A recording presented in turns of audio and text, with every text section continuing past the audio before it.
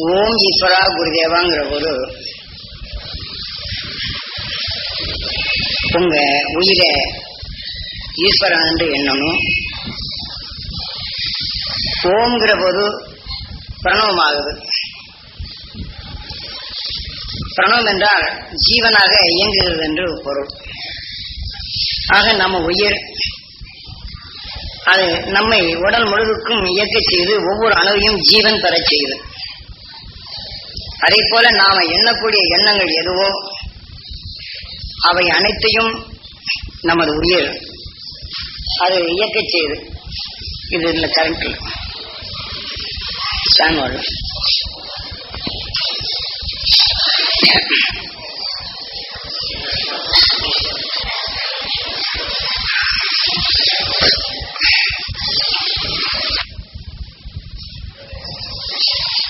கீதையில நீ எதை நினைக்கின்றாயோ அதுவாகின்றாய் என்ற பொருளை ரத்தன சுருக்கமாக மகா ஞானியான வியாசகர் அதை சொல்லி உள்ளார். அதாவது இப்ப நம்ம உயிர் இயக்குகின்றது. இப்ப நாம் எந்த குணத்தை எண்ணுகின்றோமோ அந்த குணத்தின் சக்தியை நம் உயிர் இயக்கி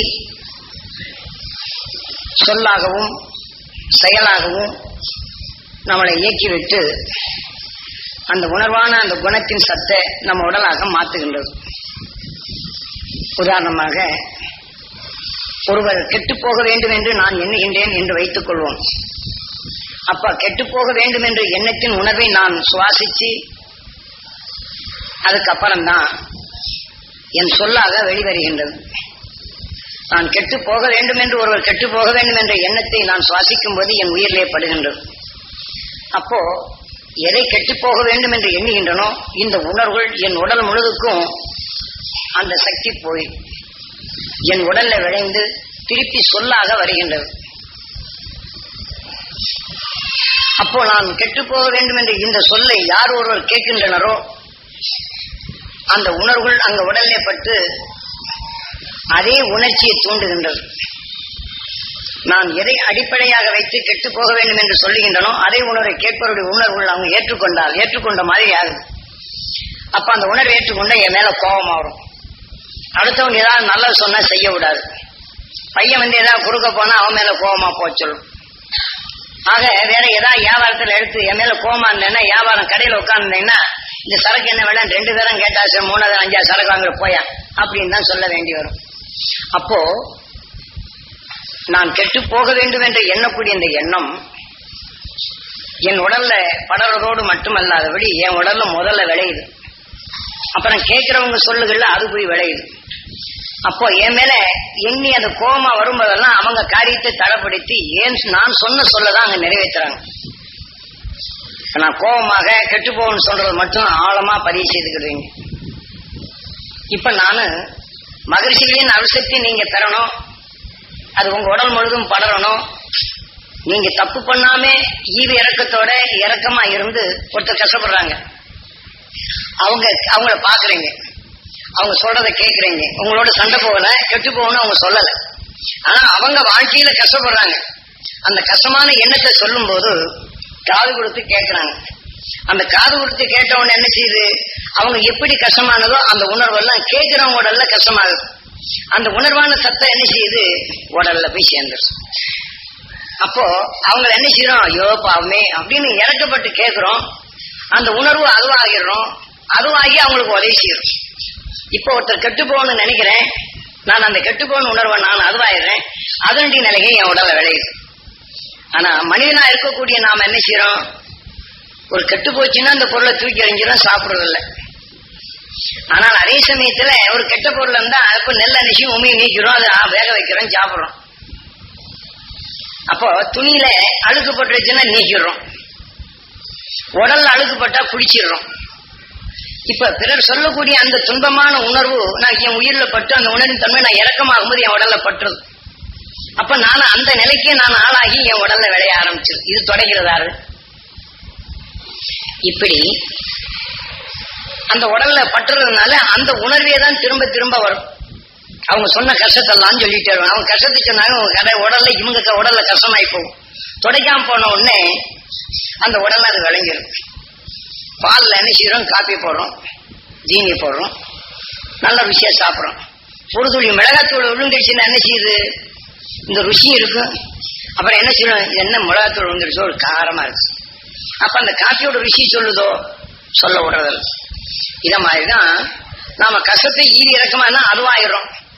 அந்த கஷ்டமான உணர்வு என்கிட்ட வராம தொடைக்கணும், அந்த ஞானியின் அருசக்தி நான் பெறணும், என் உடல்ல படரணும், அதை நான் தொடைக்கணும்னா நாம அதுவும் ஆகிறோம். அப்போ இப்ப மனிதனா இருக்கக்கூடிய நாம எவ்வளவு ருசியா சாப்பிட்டாலும் நம்ம உடல் மலத்தை நாத்தமாகுது. ஆனா சாப்பிடுற ருசிக்குள் இருந்த விஷயத்த மலமாக மாற்றிடுது. நம்ம உடல்ல இருந்து வரக்கூடிய எண்ணம் என்ன செய்யுது, கர்ணக்கிழங்குல இருக்கிற விஷயத்தை நீக்குது. பல பொருள்கள்ல நாம வேக வைக்கக்கூடிய பொருள் இருக்கக்கூடிய காரத்தை நீக்குது, காரம் அடிக்குது. நாம தப்பு செய்யறதில்லை, ஆனா அதை கேட்டு உணர்றோம், நம்ம அதுவாதான் ஆயிடும். நம்ம உயிர் நெருப்பு, அதுல நாம என்னென்ன பொருளை போடுறோமோ அதெல்லாம் வேக வைக்கும். நாம ஒரு பாத்திரத்தை வச்சு நெருப்பு வச்சு வேக வச்சா என்ன செய்யுது, நாம போடுற பொருளோட ருசி எல்லாம் வரும். தவறி போய் கையில விழுந்து ஒரு உப்பு அதிகமாகி போச்சு அப்படின்னா, நான் முதல்ல சரியா தான் போட்டிருக்கிறேன், தவறி போய் தானே வந்தா ஒண்ணும் செய்யாதுன்னு சொன்னா அந்த உப்பு கைக்காம இருக்குமோ, அது உப்பு கைக்கதான் செய்யும். அத மாதிரி இப்ப நாம என்ன செய்யறோம், இப்ப பிறருடைய துன்பங்களை கேட்டு அறிஞ்சிடறோம், ஆனா அவங்களுக்கு உதவி செய்திடறோம். ஆனா அதே சமயத்துல நம்ம உடல் என்ன செய்யுது, அவங்க பட்ட துன்ப உணர்வு நம்ம உடல்ல விளைஞ்சிருது. இப்ப அவங்க கஷ்டப்படுறது என்றோம், நாம காது கொடுத்து கேட்கிறோம், அந்த கண் அவங்கள பாக்குது, அவங்க சொல்ல என்ன செய்து இழுக்குது, என்னை சுவாசிக்க வைக்குது. அப்ப என் உயிரில பட்ட உடனே அவங்க சொல்ற கஷ்டத்தெல்லாம் இறக்கமா நானும் அவங்களோட இது சேர்ந்து இது பண்ணிக்கிறேன். அப்ப என்ன செய்யுது, ஏன் உடலும் சோறு அடைஞ்சிடும். அப்ப என்ன செய்யறோம், நாம வயல உழுகும் போது நெல்லுக்கு ஒரு மாதிரியா உழுகுறோம், பருப்பு போடும்போது உழுகுறோம், அதனுடைய பதங்கள் வேற வழியா போடுறோம், சோளத்தை போடும்போது வேற விதமா போடுறோம், ராய விதைக்கும் போது ஒரு மாதிரியா போடுறோம், கம்பு விதைக்கும் போது ஒரு விதமா போடும். இத மாதிரி நீங்க அவர் கவலையா சொல்லும் போது அது வித்தாக போகும்போது நீங்களும் சோர்வாகிறீங்க. அந்த உணர்வு தக்கானவனு இந்த உணர்வு அடிச்சு உங்க உடல்ல இந்த வித்து போய் பதிஞ்சிருது. அப்புறம் என்ன செய்யுது, நீங்க சும்மா இருந்தாலும் கூட ஆழமா கவனிச்சுங்க, அந்த விதை முளைச்சிருது. அப்புறம் திரும்பி உங்களுக்கு தெரியாமலேயே என்ன செய்யும், வயல்ல இந்த விதைய விதைச்சோம்னா காத்துல இருந்து அந்த சக்தி எடுத்துக்கிடுது, அது விளையுது. இப்ப நீங்க உங்க எண்ணத்துல அவங்க சொன்ன கஷ்டத்தை இது பண்ணிட்டீங்கன்னா உங்ககிட்ட விதையா விளைஞ்சிடும். அப்புறம் அடிக்கடி இந்த கஷ்டமான எண்ணம் வரும், அப்ப உங்க உடல்ல அந்த வாசனை வரும். யாருகிட்டயாவது நீங்க அவங்க கிட்டதான் கேட்டுக்கிட்டீங்க, அந்த உணவு கஷ்டமா இருக்க போகும்போது வேற யாருகிட்டயா நீங்க பேசும்போது இந்த உணவும் கலந்து போய் அவங்க காதல கேட்கும். அவங்களும் சோர்வடைஞ்சு நம்மளுக்கு பதில் என்ன செய்வாங்க, 5 ரூபாயோ 10 ரூபாயோ 100 ரூபாயோ கடன் கேட்கணும், போய் சரிப்பா வியாபாரம் பண்ணா நினைப்பீங்க. இப்ப இவங்க சொன்ன கஷ்டமான உணர்வை நீங்க கேட்டு வச்சிருந்து அதே நேரத்துல நீங்க 10 ரூபா 100 ரூபா கொடுத்துருக்கீங்கன்னு வச்சுக்கோங்க. அப்ப இருக்கும்போது போய் கடனை போய் கேட்கலான்னு போவீங்க. அப்ப கடனை கேட்க போறான்னா இவர் கடன் கொடுத்தவங்க என்ன செய்ய, அந்த முதல் நம்மகிட்ட கஷ்டம் சொன்னது இது முன்னாடி வந்துடும். அப்ப நீங்க கடன் கேட்க போகும்போது இந்த கஷ்டமான உணர்வு தான் வரும். அப்ப அந்த கஷ்டமான உணர்வு கொண்டு போகும்போது கடனை நீங்க கேட்க போனோம்னா உங்களுக்கு எதிர்ப்பா பேசுவாங்க. ஆனா அவங்க சொல்லல, உங்க மனசு அவர் அந்த மாதிரி சொல்ல வைக்குது. அதே மாதிரி 4 பேரும் பொண்ணு பார்த்துட்டு போயிடுறாங்க. 4 பேரு வந்து பார்த்துட்டு போன உடனே அவங்க ஜாதகத்துக்கு பொருத்தம் இல்லைன்னு போயிடுறாங்க. அதை மனசுல எடுத்து வச்சுக்கிறோம். 4 பேர் வந்துட்டு போன இந்த பிள்ளை நேரம் பாரு இப்படியே வந்துட்டு போறாங்களே அப்படின்னு பரிசு இருக்கிறீங்க.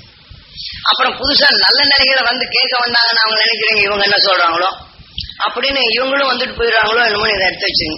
கரெக்டா அது முன்னாடி நிற்கும். அவங்க வந்த உடனே எல்லாம் பேசிக்கிட்டே இருப்பாங்க. அது சொல்லிட்டு இருக்கும்போது நம்ம பதில் சொன்னா நம்மளை கூர்ந்து கவனிப்பாங்க. இது எதை நாம நினைச்சோமோ அதை அவங்க சுவாசிச்ச உடனே வந்துட்டு தான் போவாங்க. பொண்ணை பார்ப்பாங்க, சரி பாக்குறாங்க சொல்றேன்னு வரமாட்டாங்க. இது யார் செய்யறது, நம்ம உடல்ல தான் செய்யுது. ஆக இதே மாதிரி நாம எதையெல்லாம் பதிசீரமோ அதையெல்லாம் நம்ம உயிர் இயக்கிக்கிட்டா இருக்கு, உடலை ஆக்கிக்கிட்டா இருக்கு, அந்த மனத்தை கொடுத்துக்கிட்டா இருக்கு. இதையெல்லாம் நீக்கிறதுக்கு ஞானிகள் எத்தனையோ வகையை சொன்னாங்க. இப்பவும் நான் சொல்றேன். இப்ப என்ன செய்யறோம்னா, நாம இங்க உட்கார்ந்துகிட்டு இருக்கிறோம், பேசிக்கிட்டு இருக்க நேரத்துல அங்கிருந்து வந்த உடனே சாமி எனக்கு உடம்பு சரியில்லைன்னு கேட்டா எப்படி இருக்கும்? சரி நான் இங்க இருந்து வெளியில கொஞ்சம் அப்படியே சுத்தி பார்த்து ஏதாவது சொல்லிட்டு வரலான்னு இருக்கிறேன். அங்க நீங்க என் கஷ்டம் போகணும்னு சொன்னா எப்படி இருக்கும்? இப்ப நீங்க ஒருத்தர் கஷ்டத்தை கேட்கும் போதே உங்களால சமாளிக்க முடியல, கஷ்டம் வந்துடுது. இப்ப இத்தனை பேரும் கஷ்டம் கஷ்டம் என்கிட்ட சொல்லும் போது காதுல கேட்டா எப்படி இருக்கும்? இப்ப நான் உங்களை கவனிக்கணும், நீங்க சொல்றதை கேட்கணும், அதுக்கப்புறம் நான் உணரணும், இந்த சீக்கு நீங்கணும், உங்க கஷ்டம் நீங்கணும் நான் சொல்லணும். அப்போ இதையெல்லாம் நான் தொடச்சி போட்டு உங்களுக்குள்ள நல்ல வாக்கு கொடுக்கறதுக்கு எத்தனையோ சிரமப்படணும்.